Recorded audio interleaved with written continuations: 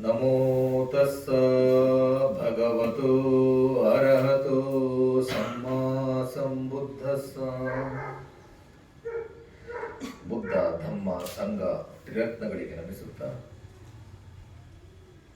ನಮ್ಮೆಲ್ಲರ ಧಮ್ಮಗುರು ಪರಮ ಪೂಜ್ಯ ಬೋಧಿಸತ್ವ ಬಾಬಾ ಸಾಹೇಬರ ಪಾದಗಳಿಗೆ ನಮಿಸುತ್ತಾ, ಪೂಜ್ಯ ಮನೋರಕಿತ ಪಂತೇಜಿಯವರ ಪಾದಗಳಿಗೆ ನಮಿಸುತ್ತಾ, ಇವತ್ತಿನ ಈ ಧಮ್ಮ ಚರ್ಚೆಯನ್ನು ನಾನು ಮುಂದುವರಿಸೋಣ. ಧಮ್ಮಪದ 11ನೇ ಗಾಥೆಯಿಂದ ನಾವು ಮುಂದುವರಿಸೋಣ. ಮೊದಲು ಆ ಗಾಥೆ 11 ಮತ್ತು 12 ಯಮಕೌಗದಲ್ಲಿ ಎರಡೆರಡು ಗಾಥೆಗಳು ಬರ್ತವೆ. ಅದನ್ನು ನಾನು ಫಸ್ಟ್ ಹೇಳ್ತೇನೆ, ಅದಾದಮೇಲೆ ಅದನ್ನು ಡೀಟೇಲ್ಸ್. ಅಸಾರೇ ಸಾರಮತಿನೋ ಸಾರೇ ಚ ಸಾರದಸ್ಸಿನೋ ತೇ ಸಾರಂ ಅಧಿಗಚ್ಚಂತಿ ಮಿಥ್ಯಾ ಸಂಕಲ್ಪ ಗೋಚರ.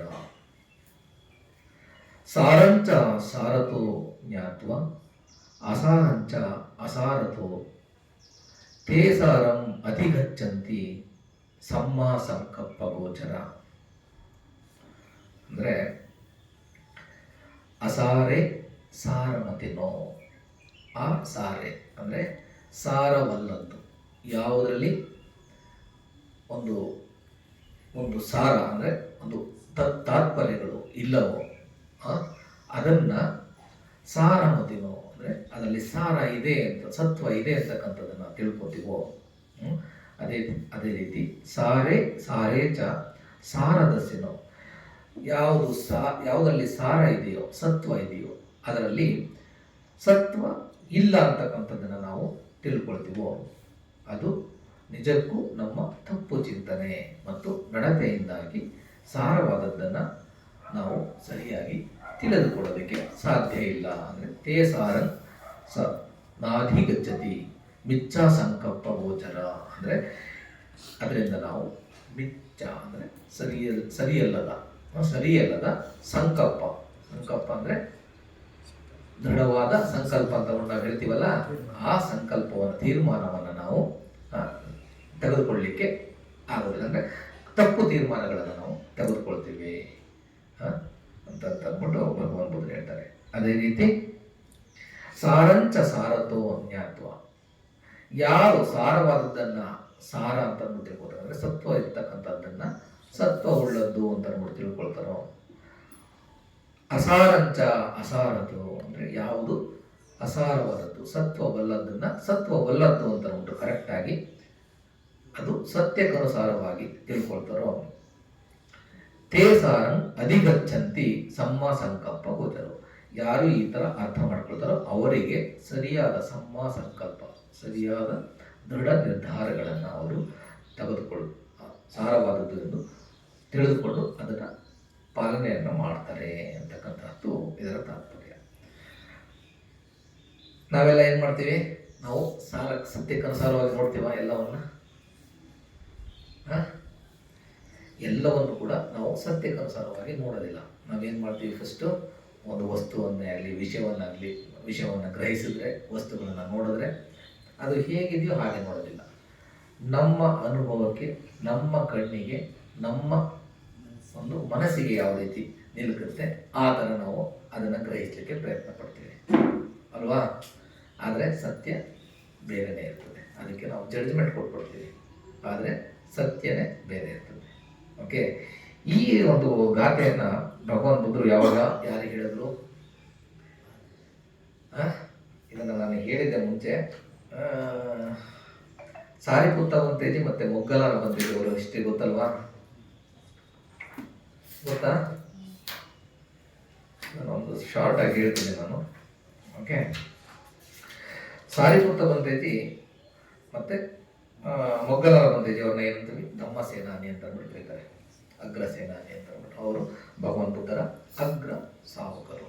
ಓಕೆ, ಅವರು ಇವತ್ತಿನ ರಾಜಗೃಹ, ಆವತ್ತಿನ ಕಾಲಘಟ್ಟದ ರಾಜಗೃಹದ ಹತ್ರ ಉಪತಿಸ್ಸ ಮತ್ತು ಕೋಲಿತ ಅಂತಕ್ಕಂತಹ ಹೆಸರಿನಲ್ಲಿ ಕರೆಯಲ್ಪಟ್ಟರು. ಅವರ ಮೂಲ ಹೆಸರು ಉಪತಿಸ್ಸ ಮತ್ತು ಕೋಲಿತ ಅಂತ. ಓಕೆ, ತುಂಬ ಅಗರ್ಭ ಶ್ರೀಮಂತರ ಮಕ್ಕಳು. ಇಬ್ಬರು ಕೂಡ ರಾಜಗೃಹ ಮತ್ತು ನಳಂದದ ಮಧ್ಯ ಒಂದು ಹಳ್ಳಿನಲ್ಲಿ ಅವರು ಒಂದೇ ದಿನ ಹುಟ್ಟಿರ್ತಾರೆ. ಇಬ್ಬರು ಕೂಡ ಬೇರೆ ಬೇರೆ ಮಕ್ಕಳು ಒಂದೇ ದಿನ ಹುಟ್ಟಿರ್ತಾರೆ. ಇವರ ಉಪತಿಸ ಅವರ ತನ್ನ ಪೇರೆಂಟ್ಸು ಸಾರಿ ಅಂತ ಅಂದ್ಬಿಟ್ಟು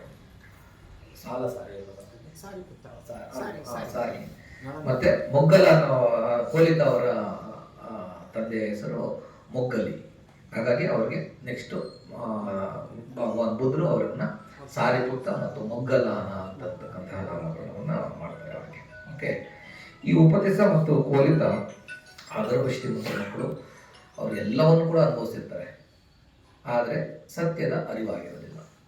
ಒಂದು ಹಬ್ಬದಲ್ಲಿ ತುಂಬ ಎಲ್ಲ ಮೋಜು ಮಸ್ತಿ, ಕುಡಿತ, ನೃತ್ಯ ಎಲ್ಲವನ್ನು ಕೂಡ ಇರ್ತದೆ. ಎಲ್ಲವನ್ನು ಅನುಭವಿಸಿ ರಾತ್ರಿ ಪೂರ್ತಿ ಅದಾಗ್ತಾ ಇರ್ತದೆ. ರಾತ್ರಿ ಸಡನ್ ಆಗಿ ಅವರಿಗೆ ಒಂದು ಮಧ್ಯರಾತ್ರಿಯಲ್ಲಿ ಎಚ್ಚರ ಆಗುತ್ತೆ. ಇಬ್ರಿಗೂ ಒಂದೇ ಟೈಮಲ್ಲಿ ಎಚ್ಚರ ಆಗುತ್ತೆ. ಇಬ್ರು ಕೂಡ ಯೋಚನೆ ಮಾಡ್ತಾರೆ. ಇಬ್ರಿಗೂ ಒಂದೇ ರೀತಿ ಯೋಚನೆ ಬರ್ತದೆ, ನಾವೇನೆಲ್ಲ ಮಾಡ್ತಾ ಇದ್ದೀವಲ್ಲ ಇದರಿಂದ ನಮ್ಗೆ ಏನು ಸಿಗ್ತಾ ಇದೆ, ನಾವು ಸರಿಯಾದ ಮಾರ್ಗದಲ್ಲಿ ಹೋಗ್ತಾ ಇದ್ದೀವ ಅಂತಕ್ಕಂತಹ ಕ್ವಶನ್ ಥರ ಇದಾಗುತ್ತೆ. ಆಗ ಅವರು ಒಬ್ಬರು ಮುಖವನ್ನು ಒಬ್ರು ನೋಡಿಕೊಂಡು ಏನು ಯೋಚನೆ ಮಾಡ್ತಾ ಇದೆ ಹೇಗಿದೆಯಾ ಅಂತ ಅವ್ರು ಕೇಳ್ತಾರೆ. ಇಬ್ಬರು ಸೇಮ್ ಮನಸ್ಸಲ್ಲಿ ಬಂದಿರುತ್ತೆ. ಅದು ಗೊತ್ತಾದ ನಂತರ ಇಲ್ಲ, ನಾವು ಹೋಗ್ತಾ ಇರ್ತಕ್ಕಂತಹ ದಾರಿ ತಪ್ಪಿದೆ, ನಾವು ಸತ್ಯವನ್ನು ಹುಡುಕ್ತಾ ಹೋಗಬೇಕು ಅಂತ ಅಂದ್ಬಿಟ್ಟು ಇಬ್ಬರು ಕೂಡ ಅಲ್ಲಿಂದ ಹೊರಟು ಸಂಜೆಯ ಬೇಲತ್ತ ಪುತ್ತ ಅಂತಕ್ಕಂತಹ ಒಬ್ಬ ಗುರುವಿನ ಬಳಿ ಬರ್ತಾರೆ. ಅವತ್ತಿನ ಕಾಲಘಟ್ಟದ ಒಂದು ಒಳ್ಳೆಯ ಗುರು ಪಂಡಿತ ಅವ್ರ ಹತ್ರ ಬಂದು ಅವ್ರ ಹತ್ರ ಕಲಿತಾರೆ. ಅವ್ರಿಗೂ ಬಹಳ ಬೇಗ ಅವರು ಆಧ್ಯಾತ್ಮದಲ್ಲಿ ಸ್ವಲ್ಪ ರುಚಿ ಇದ್ದಿದ್ದರಿಂದ ಬಹಳ ಬೇಗ ಅದನ್ನು ಗ್ರಹಿಸಿ ಇಲ್ಲಿ ನಮಗೆ ದುಃಖದಿಂದ ಮುಕ್ತಿ ಸಿಗೋದಿಲ್ಲ, ನಾವು ಈ ಮಾರ್ಗದಲ್ಲೂ ಕೂಡ ನಮಗೆ ಸರಿಯಾದ ಮಾರ್ಗ ಅಲ್ಲ ನಾವು ಹೋಗ್ತಾ ಇರ್ತಕ್ಕಂಥದ್ದು ಅಂತ ಅರ್ಥ ಮಾಡ್ಕೊಳ್ತಾರೆ. ಮತ್ತೆ ಸಂಜೆಯ ಗುರುಗಳ ಹತ್ರ ಹೋಗಿ ಇಲ್ಲ, ನಮಗೆ ಇದರಿಂದನೂ ಕೂಡ ಸಮಾಧಾನ ಇಲ್ಲ ನಮ್ಮ ಮನಸ್ಸಿಗೆ, ನಾವು ಸತ್ಯದ ಹುಡುಕಾಟದಲ್ಲಿ ಬೇರೆ ಕಡೆ ಹೋಗ್ತೀವಿ ಅಂತ ಅಂದ್ಬಿಟ್ಟು ಕೇಳ್ತಾರೆ. ಆಗ ಅವರು ಸಂಜೆಯ ಬೇಗ ತಗುತ್ತಾ ಆಯಿತು, ನೀವು ಸತ್ಯವನ್ನು ಹುಡ್ಕೊಂಡು ಹೋಗಿ ಅಂತ ಅಂದ್ಬಿಟ್ಟು ಪರ್ಮಿಷನ್ ಕೊಡ್ತಾರೆ. ಮತ್ತು ಇವರಿಬ್ಬರು ಡಿಸೈಡ್ ಮಾಡ್ತಾರೆ, ಒಂದೇ ದಿಕ್ಕಿನಲ್ಲಿ ಇಬ್ಬರು ಹೋಗೋದು ಬೇಡ, ನೀನೊಂದು ದಿಕ್ಕಿನಲ್ಲಿ ಹೋಗು, ನಾನೊಂದು ದಿಕ್ಕಿನಲ್ಲಿ ಹೋಗ್ತೀನಿ.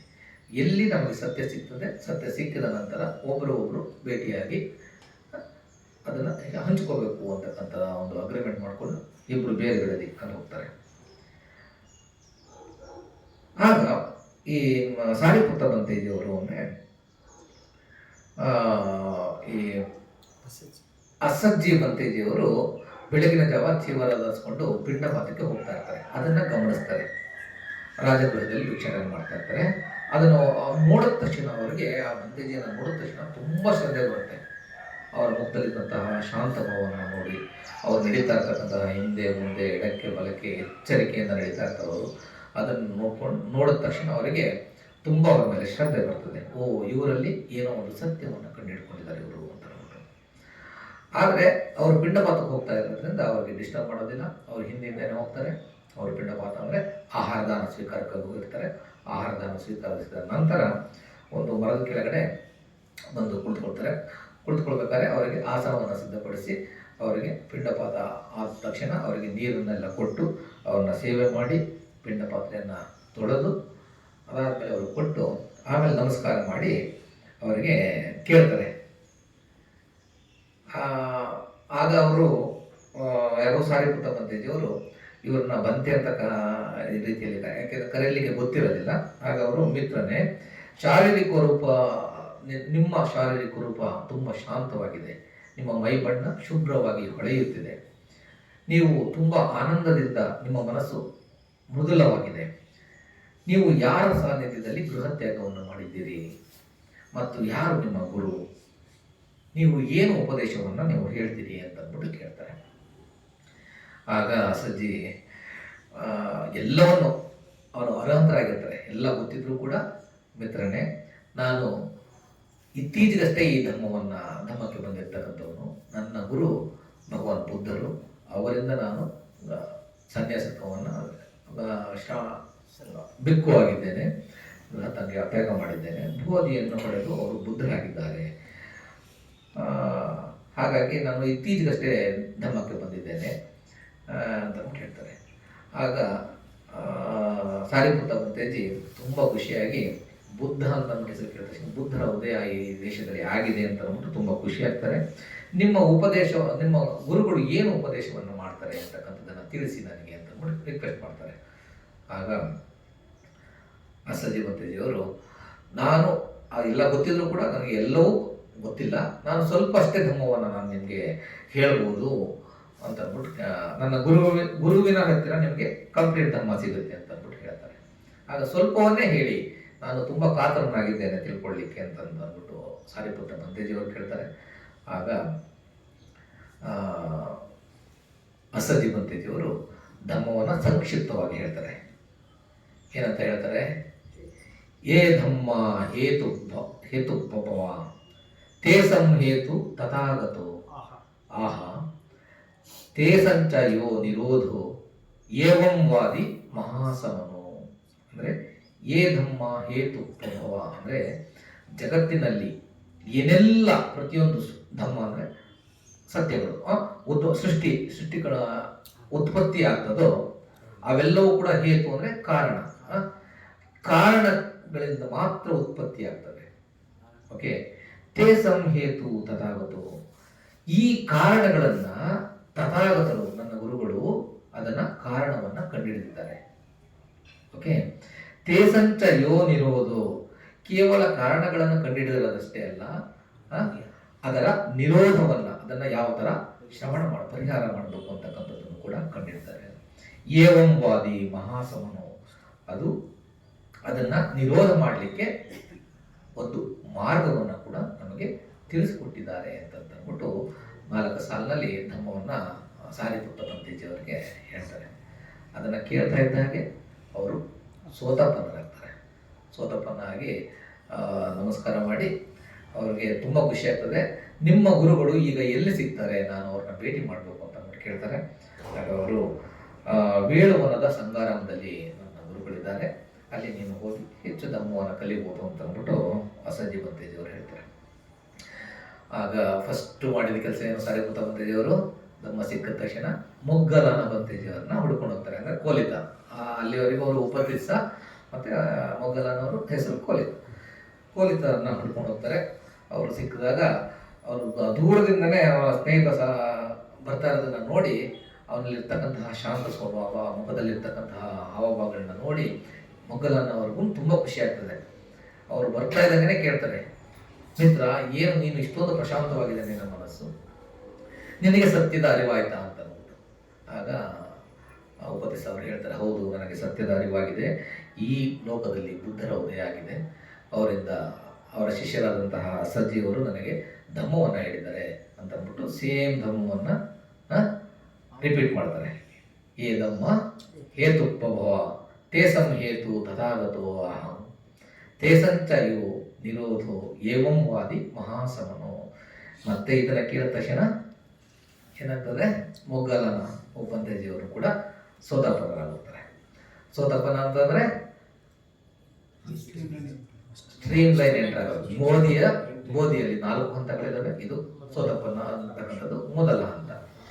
ಅವರು ಕೂಡ ಬೋಧಿಯನ್ನ ಪಡ್ಕೊಳ್ತಾರೆ. ಅದನ್ನು ಪಡ್ಕೊಂಡ ತಕ್ಷಣ ನೆಕ್ಸ್ಟ್ ಇಬ್ರು ಕೂಡ ಸೇರಿ ಮೊದಲು ಅವರ ಗುರುಗಳು, ಹಿಂದಿನ ಪೂರ್ವ ಶ್ರಮದ ಗುರುಗಳು ಯಾರಿರ್ತಾರಲ್ಲ, ಸಂಜಯ ಬೆಲ್ಲ, ಅವ್ರ ಹತ್ರ ಹೋಗ್ತಾರೆ. ಅವ್ರ ಹತ್ರ ಹೋಗಿ ಅವ್ರಿಗೆ ನಮಸ್ಕಾರ ಮಾಡಿ, ಗುರುಗಳೇ, ಯಾಕೆಂದ್ರೆ ಅವ್ರ ಮೇಲಿದ್ದಂತಹ ಕರುಣೆಯಿಂದ ಅವರಿಗೆ ಇವರು ಅಧ್ಯಾತ್ಮವನ್ನು ಹೇಳ್ಕೊಟ್ಟಿರ್ತಾರೆ. ಸೊ ಅವರನ್ನು ಕೂಡ ಸರಿಯಾದ ದಾರಿಗೆ ಕರ್ಕೊಂಡು ಹೋಗ್ಬೇಕು ಅಂತಂದ್ಬಿಟ್ಟು ಅವ್ರ ಹತ್ರ ಬಂದು ನಮಸ್ಕಾರ ಮಾಡಿ ಹೇಳ್ತಾರೆ, ಬನ್ನಿ, ನಮಗೆ ಈಗ ಸತ್ಯದ ಅರಿವಾಗಿದೆ. ಆ ಸತ್ಯವನ್ನು ತೋರಿಸ್ತಕ್ಕಂತಹ ಮಾರ್ಗವನ್ನು ತೋರಿಸ್ತಕ್ಕಂತಹ ಮಾರ್ಗದಾತರ ಉದಯ ಆಗಿದೆ. ನಾವು ಅವರ ಹತ್ರ ಹೋಗಿ ಧಮ್ಮವನ್ನು ಕಲಿಯೋಣ ಅಂತ ಅಂದ್ಬಿಟ್ಟು ರಿಕ್ವೆಸ್ಟ್ ಮಾಡ್ತಾರೆ. ಆದರೆ ಸಂಜಯ ಬೆಳತ್ತ ಕೇಳ್ತಾರೆ, ಈ ಪ್ರಪಂಚದಲ್ಲಿ ಜ್ಞಾನಿಗಳು ಜಾಸ್ತಿ ಇದ್ದಾರೋ ಅಜ್ಞಾನಿಗಳು ಜಾಸ್ತಿ ಇದ್ದಾರೋ ಅಂತ ಅಂದ್ಬಿಟ್ಟು. ಆಗ ಹೇಳ್ತಾರೆ, ಅಜ್ಞಾನಿಗಳೇ ಜಾಸ್ತಿ ಅಲ್ವಾ, ಜ್ಞಾನಿಗಳ ಸಂಖ್ಯೆ ತುಂಬ ಕಡಿಮೆ. ಯಾರೆಲ್ಲ ಜ್ಞಾನಿಗಳಿದ್ದಾರಲ್ಲ ಅವರೆಲ್ಲ ನೀವು ಬುದ್ಧರ ಹತ್ರ ಹೋಗಿ ಜ್ಞಾನವನ್ನು ಪಡ್ಕೊಳ್ಳಿ. ಯಾರೆಲ್ಲ ಅಜ್ಞಾನಿಗಳಿದಾರಲ್ಲ ಅವರೆಲ್ಲ ನನ್ನ ಹತ್ರ ಬರ್ತಾರೆ, ನಾನು ಅವರಿಗೆ ಟೀಚ್ ಮಾಡ್ತೀನಿ ಅಂತ ಅಂದ್ಬಿಟ್ಟು ಹೇಳ್ತಾರೆ. ಆಗ ಅವ್ರ ಜೊತೆ 500 ಶಿಷ್ಯರು ಇರ್ತಾರೆ. 500ರಲ್ಲಿ 250 ಜನ ಶಿಷ್ಯರು ಸಾರಿಪುತ್ತ ಮೊಘಲನ ಬಂತೇಜಿಯವ್ರ ಜೊತೆ ಬರ್ತಾರೆ.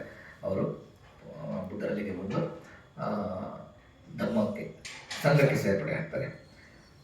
ಬುದ್ಧರು ಅವರಿಗೆ ಸಂಘಕ್ಕೆ ಸೇರಿಸ್ಕೊಂಡು ಏಹಿ ಬಿಕ್ಕವು ಅಂತ ಅಂದ್ಬಿಟ್ಟು ಬೆಕ್ಕುಗಳನ್ನ ಮಾಡ್ತಾರೆ. ಅವರು ಅವ್ರಿಗೆ ಮುಂಚೆ ಎಲ್ಲ ಗೊತ್ತಿರ್ತದೆ, ಶಾರ್ಟಾಗಿ ಹೇಳ್ತಾ ಇದ್ದೀನಿ ನಾನು. ಅವ್ರನ್ನ ಅಗ್ರಶ್ರಾವಕರು ಅಂತ ಅಂದ್ಬಿಟ್ಟು ಡಿಕ್ಲೇರ್ ಕೂಡ ಮಾಡ್ತಾರೆ ಲೇಟ್ರ್. ಯಾಕೆಂದರೆ ಅವರಿಬ್ಬರು ಕೂಡ ಸ್ವತಂತ್ರರಾಗಿರ್ತಾರೆ. ಮತ್ತು ಇಬ್ಬರಿಗೂ ಕೂಡ ಧರ್ಮವನ್ನು ಏಕಕಾಲದಲ್ಲಿ ಹೇಳಲಿಕ್ಕೆ ಸ್ಟಾರ್ಟ್ ಮಾಡ್ತಾರೆ. ಯಾರು? ಬುದ್ಧರು. ಧರ್ಮವನ್ನು ಹೇಳ್ತಾ ಮೊದಲಿಗೆ ಮೊಘಲನ ಬಂತೇಜಿಯವರಿಗೆ ಒಂದು ಇದು ಬರ್ತದೆ, ಧಾತು ಕಮ್ಮಠಾನ ಅಂತ ಅಂದ್ಬಿಟ್ಟು ವಿಶೇಷವಾದ ಒಂದು ಧರ್ಮದ ಧಾತುಗಳ ಮೇಲೆ ಧ್ಯಾನವನ್ನು ಹೇಳ್ಕೊಡ್ತಾರೆ. ಧಾತುಗಳು ಅಂದರೆ 4 ಧಾತುಗಳು. ಎಲ್ಲ ಪ್ರಪಂಚದಲ್ಲಿ ಏನೆಲ್ಲ ಇದೆಯಲ್ಲ ಎಲ್ಲವೂ ಆಗಿರ್ತಕ್ಕಂಥದ್ದು 4 ಧಾತುಗಳಿಂದ: ಪಟಾವಿ, ಆಪೋ, ತೇಜೋ, ವಾಯು. ಪಟಾವಿ ಅಂದರೆ ಘನ, ತೇಜೋ ಅಂತಂದರೆ ಆಪೋ ಅಂತಂದರೆ ನೀರು, ವಾಯು ಅಂತಂದರೆ ಗಾಳಿ, ತೇಜೋ ಅಂತಂದರೆ ಉಷ್ಣ. ಪ್ರತಿಯೊಂದು ಇದರಲ್ಲೂ ಕೂಡ ಒಂದು ಘನತ್ವ ಇದೆ, ಒಂದು ನೀರಿನ ಅಂಶ ಇದೆ, ಬೆಂಕಿ ಉಷ್ಣಾಂಶ ಇದೆ ಮತ್ತು ಗಾಳಿ ಇದೆ, ಚಲನೆ ಅಲ್ವಾ.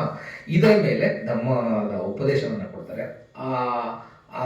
ಆ ಧ್ಯಾನವನ್ನು ಅಭ್ಯಾಸ ಮಾಡಿ ಮಾಡಿ ಮಾಡಿ ಅವರು 1 ವಾರದಲ್ಲೇ ಶ್ರಾವಕ ಪಾರಮಿಜ್ಞಾನ ಅಂತ ಅಂದ್ಬಿಟ್ಟು ಹೇಳ್ತಾರೆ. ಅಂದರೆ ಶ್ರಾವಕ ಅಂದರೆ ಶ್ರವಣೇನ. ಅವರು ಪಾರಮಿತ ಜ್ಞಾನವನ್ನು ಪಡೆದುಕೊಳ್ತಾರೆ. ಧಾತುಗಳ ಮೇಲೆ ಕಂಪ್ಲೀಟ್ ಕಂಟ್ರೋಲ್ನ ಪಡ್ಕೊಳ್ತಾರೆ. ಹಾಗಾಗಿ ಧಾತುಗಳ ಮೇಲೆ ಕಂಪ್ಲೀಟ್ ಕಂಟ್ರೋಲ್ ಇದ್ದ ಕಾರಣದಿಂದಾಗಿ ಅವರು ವೃದ್ಧಿಶಕ್ತಿಯಲ್ಲಿ ಎಲ್ಲರಿಗಿಂತ ಬುದ್ಧನ ನಂತರ ಎಲ್ಲರಿಗಿಂತ ಶ್ರೇಷ್ಠವಾಗಿದ್ದರು. ಈ ಧಾತುಗಳನ್ನ ಈ ಕಂಪ್ಲೀಟಾಗಿ ಕಂಟ್ರೋಲ್ ಇಟ್ಕೊಂಡ್ರೆ ಅದನ್ನು ಯಾವಾಗ ಎಷ್ಟು ಕಾನ್ಸಂಟ್ರೇಷನಲ್ಲಿ ಹೇಗೆ ಉಪಯೋಗ ಮಾಡಬಹುದು ಅಂತಕ್ಕಂತಹ ಪವರ್ ಅವ್ರಿಗೆ ಬರ್ತದೆ. ಸೊ ಹಾಗಾಗಿ ಅವರು ಮೊದಲನೇ ವಾರದಲ್ಲೇ ಅರ್ಹಂತರಾಗ್ತಾರೆ. ಆದರೆ ಸಾರಿಪುತ್ತ ಬಂತೇಜಿಯವರು 2 ವಾರ ತೆಗೆದುಕೊಳ್ತಾರೆ. ಯಾಕೆಂದರೆ ಅವ್ರದ್ದು ಬೇರೆ ಇರ್ತದೆ. ಹಾಗಾಗಿ ಸಾರಿಪುತ್ತ ಬಂತೇಜಿಯವರಿಗೆ ಭಗವಾನ್ ಬುದ್ಧರು ಹೇಳಿದ್ದು ವೇದನಾ ಪರಿಗ್ರಹ ಸೂತ್ರದ ಮೇಲೆ ಅವರಿಗೆ ಇದನ್ನ ಧರ್ಮೋಪದೇಶವನ್ನು ಕೊಟ್ಟಿರ್ತಾರೆ. ವೇದನಾ ಅಂತಂದ್ರೆ ಫೀಲಿಂಗ್. ಅದರ ಮೇಲೆ ವೇದನೆಗಳ ಮೇಲೆ ಧ್ಯಾನವನ್ನು ಮಾಡ್ತಾ ಮಾಡ್ತಾ ಮಾಡ್ತಾ ಅದರಿಂದ ಪರಿಗ್ರಹ ಅಂದ್ರೆ ಜ್ಞಾನದ ಉದಯ ಆಗ್ತದಲ್ಲ, ವೇದನಾ ಕಮ್ಮಠಾನದ ಮೇಲೆ ಧ್ಯಾನವನ್ನು ಮಾಡ್ತಾರೆ. ಆಗ ಅವರು ಎಲ್ಲವೂ ಕೂಡ ಸ್ಟಾರ್ಟ್ ಆಗೋದು ವೇದನೆಗಳಿಂದ. ಓಕೆ, ಏನೆಲ್ಲ ನಮ್ಮ ಪ್ರಪಂಚಗಳನ್ನ ಸೃಷ್ಟಿ ಮಾಡ್ತೀವಲ್ಲ ದೃಷ್ಟಿಕೋನಗಳು ಎಲ್ಲವೂ ವೇದನೆಗಳಿಂದ ಸ್ಟಾರ್ಟ್ ಆಗುತ್ತೆ. ಸೊ ಈ ವೇದನೆಗಳ ಮೇಲೆ ಧ್ಯಾನವನ್ನು ಹೇಳ್ಕೊಟ್ಟಾಗ ಅದನ್ನು ಕರ್ತನ ಮೂಲಕ ಮಾಡಿಕೊಂಡು ಅವರು ಪ್ರಜ್ಞೆಯಲ್ಲಿ ಯಾವ ವೇದನೆಗಳನ್ನು ಹೇಗೆ ಕಂಟ್ರೋಲ್ ಮಾಡಬೇಕು ಅಂತಕ್ಕಂಥದ್ದನ್ನು ಕಂಪ್ಲೀಟ್ ಜ್ಞಾನವನ್ನು ಪಡ್ಕೊಂಡು ಅವರು ಪ್ರಜ್ಞೆಯಲ್ಲಿ ಬುದ್ಧನ ನಂತರ ಎಲ್ಲರಿಗಿಂತ ಶ್ರೇಷ್ಠ ಅರ್ಹಂತರಾಗ್ತಾರೆ. ಓಕೆ, ಸೊ ಆಗ ಅವರು ಬಂದ ಅರ್ಹಂತರಾದ್ಮೇಲೆ ಬಂತೇಜಿಯವ್ರ ಹತ್ರ ಕೇಳ್ತಾರೆ, ಯಾರ ಹತ್ರ? ಬುದ್ಧರ ಹತ್ರ ಕೇಳ್ತಾರೆ. ಭಗವಾನ್ರೇ, ನಾನು ಅಸಜ್ಜಿ ಬಂತೇಜಿಯವರಿಂದ ಇದನ್ನ ಧರ್ಮವನ್ನು ಕೇಳಿದ ತಕ್ಷಣ ನನಗೆ ಅರ್ಥ ಆಯಿತು. ಹಾಗೆಯೇ ನಾನು ಅದನ್ನ ಮೊಘಲನ ಅವರಿಗೆ ಹೇಳಿದ ತಕ್ಷಣ ಅದನ್ನು ಕೂಡ ಮೊಘಲನವರು ಅರ್ಥ ಮಾಡಿಕೊಂಡು ಇಮಿಡಿಯೇಟ್ ಆಗಿ ಸೋತಪ್ಪನವರು ಕೂಡ ಆದರು. ಆದರೆ ಇದನ್ನ ನನ್ನ ಗುರುಗಳು ಸಂಜಯ ಅವರಿಗೆ ಹೇಳಿದಾಗ ಅವರು ಅದನ್ನು ನಿರಾಕರಿಸಲಿಲ್ಲ, ಅದನ್ನು ಒಪ್ಕೊಳ್ಳಿಲ್ಲ. ಯಾಕೆ ಹೀಗಾಯಿತು ಅಂತಂದ್ಬಿಟ್ಟು ಭಗವಾನ್ ಬುದ್ಧರ ಹತ್ರ ಕೇಳ್ತಾರೆ. ಆಗ ಭಗವಾನ್ ಬುದ್ಧರು ಈ ಗಾಥವನ್ನ ಹೇಳಿದರು. ಯಾವುದನ್ನ? ಅಸಾರೇ ಸಾರಮತಿನೋ ಸಾರೇ ಚ ಸಾರದಸ್ಯನೋ ತೇ ಸಾರಂ ನಾಧಿಗಚ್ಚಂತಿ ಮಿಚ್ಚಾ ಸಂಕಲ್ಪ ಗೋಚರ ಸಾರಂಚ ಸಾರತೋ ನತ್ವ ಅಸಾರಂಚ ಅಸಾರತೋ ತೇ ಸಾರಂ ಅಧಿಗಚ್ಚಂತಿ ಸಮ್ಮ ಸಂಕಲ್ಪ ಗೋಚರ. ಯಾರು ಸತ್ವವುಳ್ಳದ್ದು ಅಂತ ಅಂದ್ಬಿಟ್ಟು ಕರೆಕ್ಟಾಗಿ ಅರ್ಥ ಮಾಡ್ಕೊಳ್ತಾರೋ ಅವರು ಸತ್ಯದ ದಾರಿಯಲ್ಲಿ ಬರ್ತಾರೆ. ಯಾರು ಅಸತ್ಯವನ್ನ ಸತ್ವವುಳ್ಳದ್ದು ಅಂತ ಅಂದ್ಬಿಟ್ಟು ಸಹ ಅನ್ಕೊಳ್ತಾರೋ ಅವರು ಸತ್ಯದ ಮಾರ್ಗದಲ್ಲಿ ಬರೋದಿಕ್ಕೆ ಸಾಧ್ಯ ಇಲ್ಲ ಅಂತ ಅಂದ್ಬಿಟ್ಟು ಭಗವಾನ್ ಬುದ್ಧ ಹೇಳ್ತಾರೆ. ಇದರಲ್ಲಿ ನಾವು ಗಮನಿಸಬೇಕಾಗಿರ್ತಕ್ಕಂತಹ ತುಂಬಾ ಒಂದು ಇಂಪಾರ್ಟೆಂಟ್ ಪಾಯಿಂಟ್ ಇದೆ. ಎರಡಲ್ಲೂ ಕೂಡ ಸಂಕಲ್ಪ, ಅದು ಸಂಕಲ್ಪ ಏನಿದೆಯಲ್ಲ ಅದು ಕಾಮನ್ ಆಗಿದೆ ಅಲ್ವಾ? ಮಿಚ್ಚಾ ಸಂಕಲ್ಪ ಮತ್ತೆ ಸಮ್ಮ ಸಂಕಲ್ಪ. ಸಂಕಲ್ಪ ಅಂತಂದ್ರೆ ಏನು? ಇದೆಲ್ಲ ಬರ್ತದೆ ಆ ಅರಿಯಾಷ್ಟಾಂಗಿಕ ಮಾರ್ಗದಲ್ಲಿ ಬರ್ತದಲ್ವಾ, ಸಂಕಲ್ಪ ಅಂತಕ್ಕಂಥದ್ದು ಬಹಳ ಇಂಪಾರ್ಟೆಂಟ್. ಓಕೆ, ಸಂಕಲ್ಪದ ಬಗ್ಗೆ ಸ್ವಲ್ಪ ಆಳವಾಗಿ ತಿಳ್ಕೊಳ್ಳೋಣ. ಸ್ವಲ್ಪ ತುಂಬ ಆಳವಾಗಲ್ಲ, ಸ್ವಲ್ಪ ಶಾರ್ಟಾಗಿ ಹೇಳಲಿಕ್ಕೆ ಪ್ರಯತ್ನ ಪಡ್ತೇನೆ. ಓಕೆ, ಸಂಕಲ್ಪ ಅಂತಂತಂದ್ರೆ ಈ ಸಂಕಲ್ಪದ ಬಗ್ಗೆ ಒಮ್ಮೆ ಸಾರಿಪುತ್ತ ಮಂತೇಜಿಯವರು ಒಂದು ಸಚ್ಚ ವಿಭಂಗ ಸೂತ್ರದಲ್ಲಿ ಕಂಪ್ಲೀಟ್ ಆಗಿ ಡೀಟೇಲ್ ಆಗಿ ಹೇಳ್ತಾರೆ. ಓಕೆ, ಅದೇ ರೀತಿ ಭಗವಾನ್ ಬುದ್ಧರು ಕೂಡ ಸತಿಪಟ್ಟಣ ಸೂತ್ರದಲ್ಲೂ ಕೂಡ ಡೀಟೇಲ್ ಆಗಿ ಸಂಕಲ್ಪದ ಬಗ್ಗೆ ಹೇಳಿದ್ದಾರೆ. ಸಂಕಲ್ಪ ಅಂತಂದ್ರೆ ದೃಢ ನಿರ್ಧಾರ ಅಲ್ವಾ. ದೃಢ ನಿರ್ಧಾರ ಅಂತಂದ್ರೆ ಏನು? ದೃಢ ನಿಶ್ಚಯ ಅಂತಂದ್ರೆ ಏನು? ಎಷ್ಟು ರೀತಿ ಇದೆ? ಇಲ್ಲ ಇಲ್ಲ, ದೃಢ ನಿರ್ಧಾರ ಅಂತಂದ್ರೆ ನಿರ್ಧಾರವನ್ನ ಏನು? ಭಗವಾನ್ ಬುದ್ಧರು ಸಿದ್ಧಾರ್ಥ ಗೌತಮ ಬೋಧಿಯನ್ನ ಪಡೆಯೋದಕ್ಕೆ ಹಿಂದಿನ ದಿನ ಅವ್ರು ಏನ್ ಸಂಕಲ್ಪ ಮಾಡ್ತಾರೆ? ನನ್ನ ದೇಹ ಪೂರ್ತಿ ಚೂರಾದ್ರೂ ಪರವಾಗಿಲ್ಲ, ಮೂಳೆಗಳು ಪುಡಿ ಆದ್ರೂ ಪರವಾಗಿಲ್ಲ, ರಕ್ತ ಬಸಿದು ಹೋದ್ರೂ ಪರವಾಗಿಲ್ಲ, ಆದ್ರೆ ನಾನು ಈ ಸ್ಥಳದಿಂದ ಎದ್ದೇಳೋದಿಲ್ಲ, ನನಗೆ ಜ್ಞಾನೋದಯ ಆಗುವವರೆಗೂ ಕೂಡ ನಾನು ಈ ಸ್ಥಳದಿಂದ ಎದ್ದೇಳೋದಿಲ್ಲ ಅಂತಕ್ಕಂತಹ ಒಂದು ಸಂಕಲ್ಪವನ್ನ ಮಾಡ್ತಾರೆ. ಸಂಕಲ್ಪ ಅಂದ್ರೆ ಆ ತರ ದೃಢ ನಿರ್ಧಾರ. ಓಕೆ, ನಾವು ಕೂಡ ಸಂಕಲ್ಪಗಳನ್ನ ಕೇವಲ ಮಾದಿಗೆ ನಾವು ಮಾಡ್ತೀನಿ ಅಂತ ಅಂದ್ಕೊಂಡ್ರೆ ಆಗಲ್ಲ. ನಮ್ಮ ದೃಢ ನಿರ್ಧಾರಗಳು ಕೂಡ ಅಷ್ಟು ಸ್ಟ್ರಾಂಗ್ ಆಗಿರ್ಬೇಕು. ಅದರಲ್ಲಿ 3 ರೀತಿ ಸಂಕಲ್ಪಗಳ ಬಗ್ಗೆ ಉಲ್ಲೇಖ ಬರ್ತದೆ. ನೆಖಮ್ಮ ಸಂಕಲ್ಪ, ಅವ್ಯಾಪಾದ ಸಂಕಲ್ಪ, ಮತ್ತೆ ಅಹಿಂಸಾ ಸಂಕಲ್ಪ. ಮೊದಲನೇದು ನೆಖಮ್ಮ ಸಂಕಲ್ಪ. ನೆಖಮ್ಮ ಸಂಕಲ್ಪ ಅಂದ್ರೆ, ನೆಖಮ್ಮ ಅಂತಂದ್ರೆ ಏನು? ತ್ಯಾಗ. ಪಾರಮ್ಯಗಳಲ್ಲಿ ಬರ್ತದಲ್ಲ, ದಾನ, ಶೀಲ, ನೆಖಮ್ಮ, ಪನ್ಯ ಬರ್ತದಲ್ವಾ. ನೆಖಮ್ಮ ಅಂದ್ರೆ ತ್ಯಾಗ. ತ್ಯಾಗ ಮಾಡ್ತಕ್ಕಂತಹ ಸಂಕಲ್ಪ ಬೇಕು. ತ್ಯಾಗ ಏನ್ ತ್ಯಾಗ ಮಾಡ್ಬೇಕು? ನೀವೆಲ್ಲ ಏನ್ ತ್ಯಾಗ ಮಾಡಿದ್ದೀರಿ ಇವತ್ತು ಸಂಡೇ? ಎಲ್ಲೆಲ್ಲ ಹೋಗ್ಬೋದಿತ್ತು. ಎಲ್ಲರೂ ಕೂಡ ಎಷ್ಟು ಜನ ಇದ್ದಾರೆ ನಮ್ಮಲ್ಲಿ ಅಲ್ವಾ? ಎಲ್ಲ ಅವರವರ ಇದರಲ್ಲೇನೆ ಗುಂಪಿನಲ್ಲೇ ಹೋಗಿದ್ದಾರೆ. ನೀವು ಎಲ್ಲವನ್ನು ಕೂಡ ತ್ಯಾಗ ಮಾಡಿ ಧ್ಯಾನವನ್ನು ಮಾಡಬೇಕು.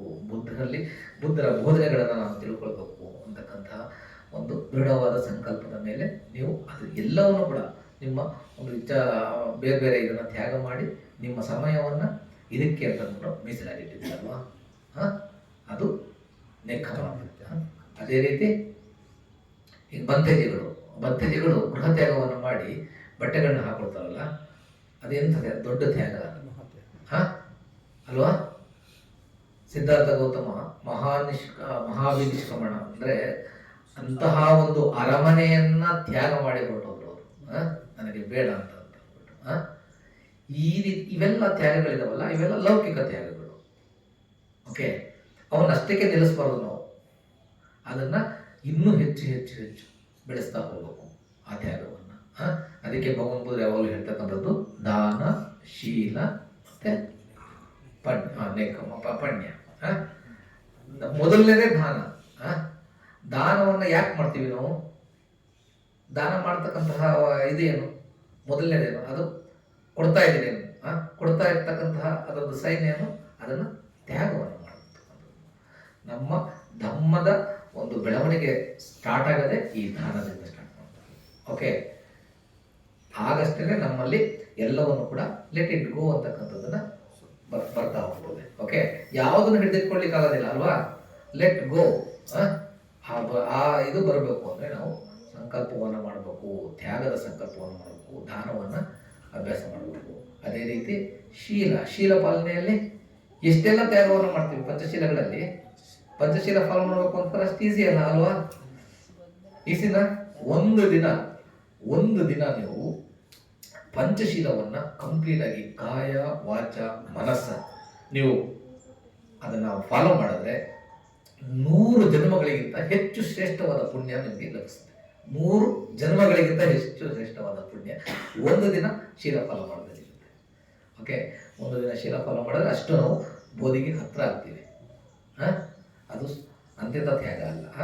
ನಾವು ಪ್ರಾಣ ಹತ್ಯೆ ಮಾಡಬಾರ್ದು, ಪ್ರಾಣಗಳನ್ನ ಉಳಿಸಲಿಕ್ಕೆ ಪ್ರಯತ್ನ ಮಾಡಬೇಕು. ಅದೇ ರೀತಿ ಕಳ್ತನ, ನಮ್ಮದಲ್ಲದ ವಸ್ತುಗಳನ್ನು ಮುಟ್ಬಾರ್ದು. ಕಳ್ತನ ಅಷ್ಟೇ ಅಲ್ಲ, ನಮ್ದಲ್ಲೇ ಇರ್ತಕ್ಕಂಥ ವಸ್ತು ಒಂದು ಆ ದಾರಿನಲ್ಲಿ ಬಿದ್ದಿದೆ ಅಂದ್ರೆ ಅದು ನಮ್ದಲ್ಲ, ಅದನ್ನು ಮುಟ್ಬಾರ್ದು. ಓಕೆ, ಪರ್ಮಿಷನ್ ಇಲ್ಲದೆ ಬೇರೆಯವರ ವಸ್ತುಗಳನ್ನು ಮುಟ್ಬಾರ್ದು. ಅದರ ಬದಲು ನಾವು ದಾನವನ್ನು ಪ್ರಾಕ್ಟೀಸ್ ಮಾಡಬೇಕು.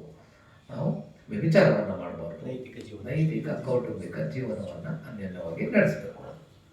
ಸುಳ್ಳು ಹೇಳಬಾರ್ದು, ಚಾಡಿ ಹೇಳಬಾರ್ದು, ಕಾಡು ಹೊಟ್ಟೆ ಹೊಡಿಬಾರ್ದು, ಕೆಟ್ಟ ಪದಗಳನ್ನು ಮಾತಾಡಬಾರ್ದು, ಮತ್ತು ದ್ವೇಷ, ದುರಾಲೋಚನೆ ಮತ್ತು ದೃಷ್ಟಿಕೋನಗಳನ್ನು ಸೃಷ್ಟಿ ಮಾಡಬಾರ್ದು. ಓಕೆ ಅಲ್ವಾ? ಈ ಶೀಲಗಳನ್ನು ನಾವು ಅದು ಹೆಂಗೆ ಬಂತದು? ಕೊನೆಯದು ದ್ವೇಷ. ನಾವು ನಮ್ಮ ಮನಸ್ಸನ್ನು ಹಾಗೇನೆ ಕಂಟ್ರೋಲ್ ಮಾಡ್ಲಿಕ್ಕೆ ಆಗ್ತಾ ಇಲ್ಲ. ಈಗೆಲ್ಲ ನೀವು ಧ್ಯಾನ ಮಾಡ್ತಾ ಇದ್ದೀರಾ, ಆ ಧ್ಯಾನದಲ್ಲಿ ಎಷ್ಟೊತ್ತು ನೀವು ಉಸಿರನ್ನ ನೋಡಿದ್ರೆ, ಎಷ್ಟು ಉಸಿರನ್ನ ನೋಡಿದ್ರೆ, ಇಷ್ಟು ಕೂತ್ಕೊಂಡು ನಾವು 1 ಉಸಿರು 2 ಉಸಿರು 3 ಉಸಿರನ್ನ ನೋಡಲಿಕ್ಕೆ ಕಷ್ಟಪಡ್ತೀವಿ ಅಲ್ವಾ? ಅಂಥದ್ರಲ್ಲಿ ನಮ್ಮ ಮನಸ್ಸನ್ನು ಹಾಳು ಮಾಡ್ತಕ್ಕಂತಹ ಆಹಾರಗಳನ್ನು ನಾವು ಸೇವನೆ ಮಾಡಿದ್ರೆ, ಕುಡಿತಕ್ಕೆ ಬಲಿಯಾದರೆ, ದುಶ್ಚಟಗಳಿಗೆ ಬಲಿಯಾದರೆ, ಡ್ರಗ್ಸ್ ಅವನ್ನ ತೆಗೆದುಕೊಂಡ್ರೆ ಮತ್ತೆ ನಮ್ಮ ಮನಸ್ಸು ನಮ್ಮ ಹಿಡಿತಕ್ಕೆ ಸಿಗುತ್ತಾ? ಏನು ಇಲ್ಲದೆ ಇದ್ರೆ ನಮ್ಮ ಮನಸ್ಸು ಹಿಡಿತಕ್ಕೆ ಸಿಗ್ತಾ ಇಲ್ಲ. ಅಂಥದ್ರಲ್ಲಿ ಅವನ್ನೆಲ್ಲ ಸೇವನೆ ಮಾಡಿದ್ರೆ ನಮ್ಮ ಮನಸ್ಸನ್ನು ಹಿಡಿಲಿಕ್ಕೆ ಸಾಧ್ಯ ಇಲ್ಲ. ಹಾಗಾಗಿ ನಾವು ನಮ್ಮ ಮನಸ್ಸನ್ನು ಬೆಳೆಸಬೇಕು ಅಂದರೆ ಅವನ್ನೆಲ್ಲವನ್ನು ಕೂಡ ನಾವು ಬಿಡಬೇಕು.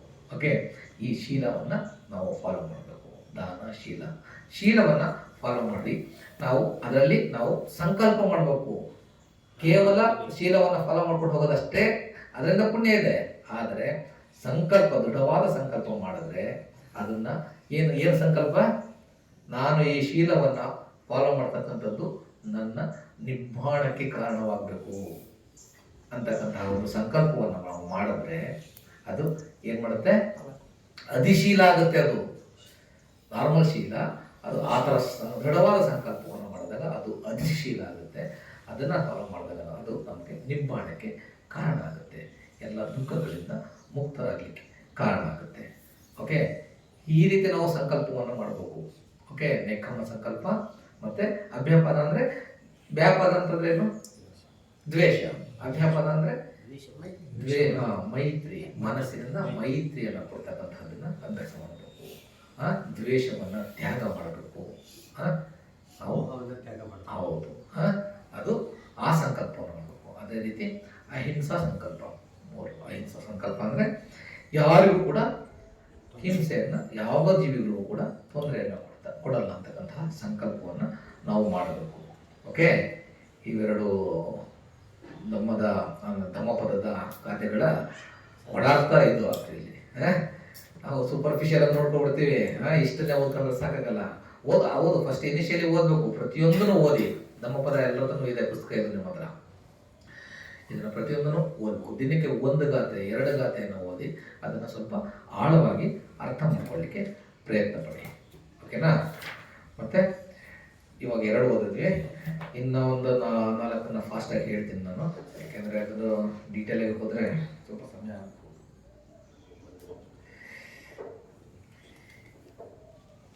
ಯಥಾ ಅಗಾರಂ ದುಚ್ಚನ್ನಂ ಪುಟ್ಟಿ ಸಮತಿ ವಿಜ್ಜತಿ ಏವಂ ಆಭಾವಿತ ಚಿತ್ತಂ ರಾಗೋ ಸಮಿತಿ ವಿಜ್ಜತಿ. ಯಥಾ ಆಗಾರಂ ಸುಛನ್ನಂ ಪುಟ್ಟಿನ ಸಮತಿ ವಿಜ್ಜತಿ ಏವಂ ಸ್ವಭಾವಿತಂ ಚಿತ್ತಂ ರಾಗೋನ ಸಮತಿ ವಿಜ್ಜತಿ. ಅಂದರೆ ಯಥಾ ಆಗಾರಂ ದುಚ್ಚನ್ನ ಅಂದರೆ ಅಭದ್ರವಾದ ಚಾವಣಿ.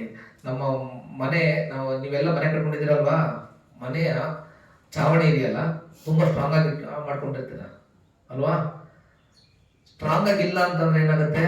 ಮನೆಯೊಳಗೆ ಸುಲಭವಾಗಿ ನೀರು ಬರ್ತದೆ. ಮಳೆ ಗಿಳೆ ಬಂತು ಅಂತಂದರೆ ನೀರು ಬರ್ತದೆ, ಅಥವಾ ಬೇರೆ ಏನಾದರೂ ಒಳಗಡೆ ಬಂದ್ಬಿಡ್ತವೆ, ಸೋರುತ್ತೆ. ಹಾಗೆ ಧ್ಯಾನದಿಂದ ಏವಂ ಅಬಾಧಿತ ಚಿತ್ತಂ ರಾಗೋ ಸಮತಿ ವಿದ್ಯತೆ ಅಂದರೆ ಧ್ಯಾನದಿಂದ ವಿಕಾಸವಾಗದ ಮನಸ್ಸು ರಾಗಕ್ಕೆ ಈಸಿಯಾಗಿ ಅಟ್ಯಾಚ್ ಆಗುತ್ತದೆ, ಅಂದ್ಕೊಳ್ತದೆ. ಓಕೆ, ಯಥಾ ಆಗಾರಂ ಸೂಚನ ಅಂದರೆ ಸುಭದ್ರವಾದ, ಸ್ಟ್ರಾಂಗ್ ಆಗಿರ್ತಕ್ಕಂತಹ ರೂಫ್ ಇತ್ತು ಅಂತಂತಂದರೆ ಆಗ ಮಳೆ ನೀರು ಸೋರುತ್ತಾ ಒಳಗಡೆಗೆ? ಸೋರೋದಿಲ್ಲ ಅಲ್ವಾ? ಹಾಗೆ ಧ್ಯಾನದಿಂದ ನಾವು ನಮ್ಮ ಮನಸ್ಸನ್ನು ನಾವು ಬೆಳೆಸ್ತಾ ಹೋಯ್ತು ಅಂತಂದರೆ ಅದು ಈಸಿಯಾಗಿ ಈ ರಾಗಗಳಿಗೆ, ಇಂದ್ರಿಯ ಆಸಕ್ತಿಗಳಿಗೆ ಎಡೆ ಮಾಡ್ಕೊಳ್ಳೋದಿಲ್ಲ, ಒಳಗೆ ಬರಲಿಕ್ಕೆ ಎಡೆ ಮಾಡೋದಿಲ್ಲ. ನಾವು ಧ್ಯಾನದಿಂದ ಇದನ್ನು ಅಭ್ಯಾಸ ಮಾಡಬೇಕು. ಓಕೆ, ಇದಕ್ಕೂ ಕೂಡ ಒಂದು ಹಿನ್ನೆಲೆ ಇದೆ.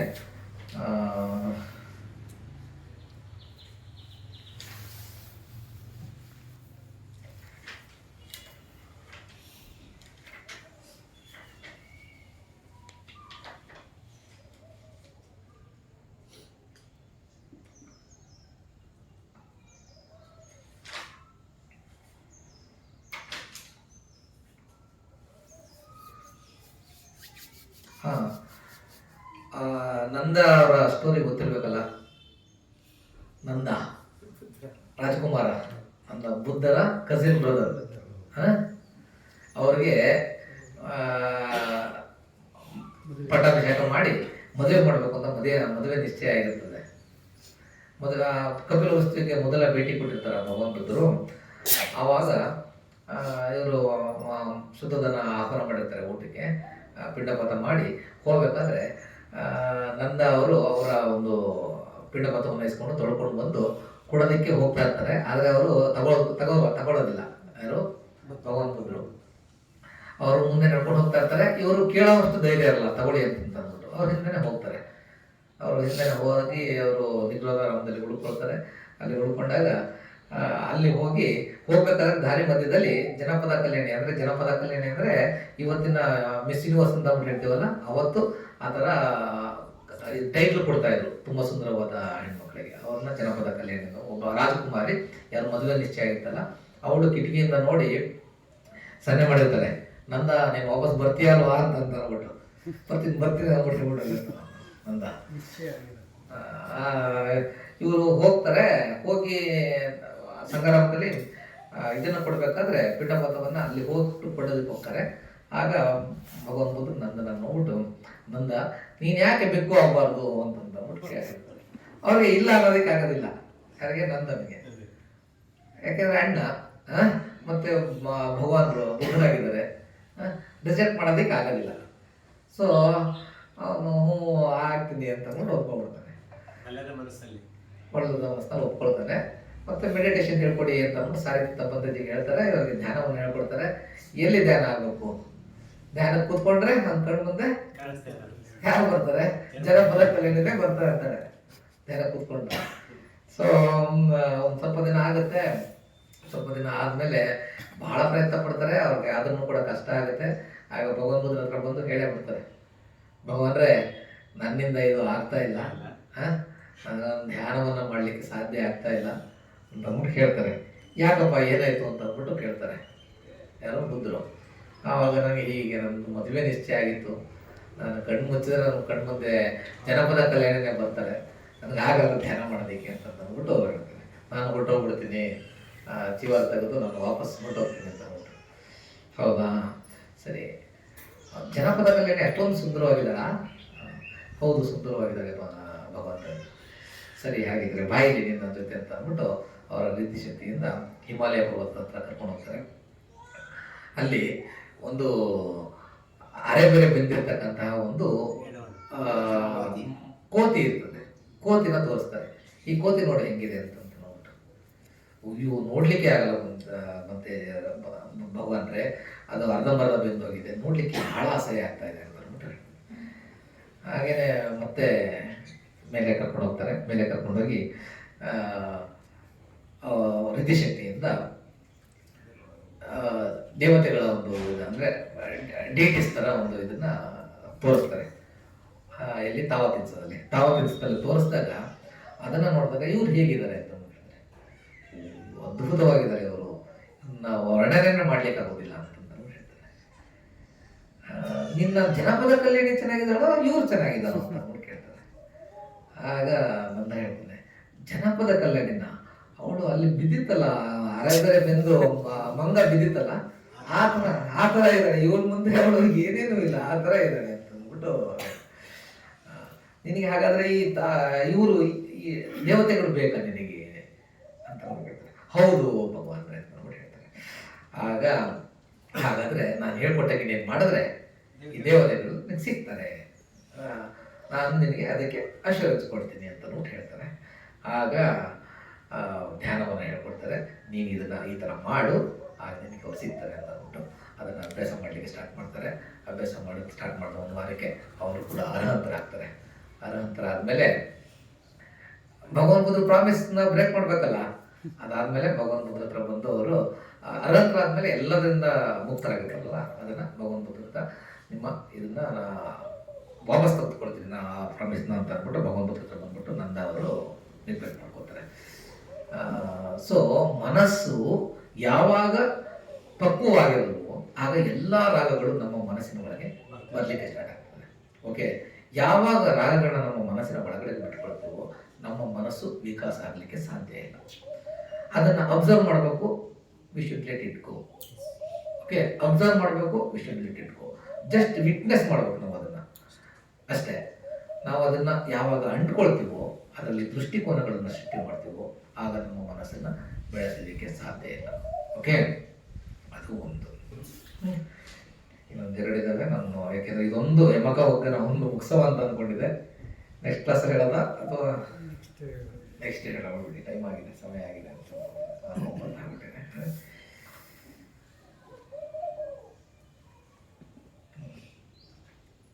ಹೌದು, ನೆಕ್ಸ್ಟ್ ಕ್ಲಾಸಲ್ಲಿ ನೋಡಿದ್ದನ್ನು ಹೇಳೋಣ.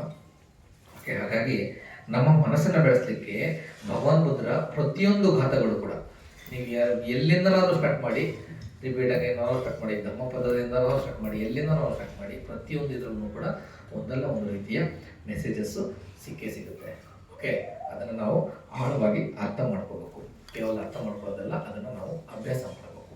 ಅಭ್ಯಾಸ ಮಾಡಿದ್ರೆ ಮಾತ್ರ ಅದು ನಮ್ಮನ್ನು ದುಃಖದಿಂದ ಮುಕ್ತಿಯನ್ನು ಮಾಡಬಲ್ಲರು ಅಂತಕ್ಕಂತಹ ವಿಚಾರಗಳನ್ನ ನಾನು ಹೇಳ್ತಾ ಇವತ್ತಿನ ಈ ಧಮ್ಮ ಪ್ರವಚನವನ್ನು ಮುಕ್ತಾಯ ಮಾಡ್ತೇನೆ. ಭವತು ಸಬ್ಬ ಮಂಗಳಂ ರಕ್ಕಂತು ಸಬ್ಬ ದೇವತಾ ಸಬ್ಬ ಬುದ್ಧಾನುಭಾವೇನ ಸಬ್ಬ ಧಮ್ಮಾನುಭಾವೇನ ಸಬ್ಬ ಸಂಘಾನುಭಾವೇನ ಸದಾ ಸೋತಿ ಭವಂತು ತೇ.